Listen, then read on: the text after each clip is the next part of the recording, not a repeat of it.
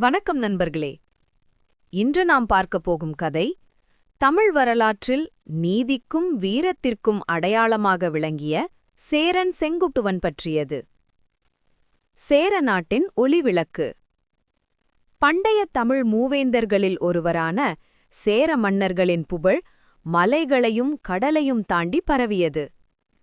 அந்த சேர வம்சத்தில் பிறந்த சேரன் செங்குட்டுவன் தன் வீரத்தாலும் நீதியாலும் மக்கள் மனதில் அரசராக மட்டுமல்ல, ஒரு தர்மத்தின் காவலராக உயர்ந்தார். வீரமும் வெற்றியும். சேரன் செங்குட்டுவன் பல போர்களில் வெற்றி கண்டவன். வட இந்தியாவை நோக்கி படையெடுத்து சென்று இமயமலை வரை சேரன் கொடியை நாட்டிய மன்னன் என்ற பெருமை அவருக்கே உரியது.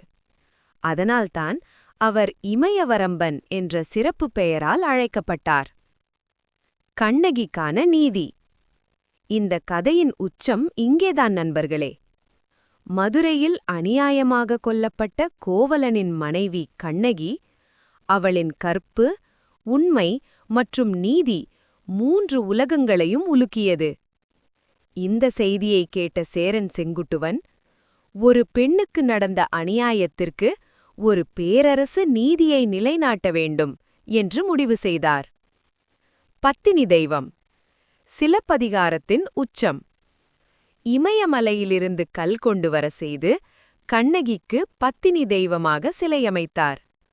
இந்த நிகழ்வே சிலப்பதிகாரம் எனும் நாபெரும் காவியமாக தமிழ் இலக்கியத்தில் நிலைத்தது. சேரன் செங்குட்டுவன் ஒரு மன்னன் மட்டுமல்ல, நீதிக்காக எழுந்த ஒரு வரலாற்றுச் சின்னம். முடிவுரை.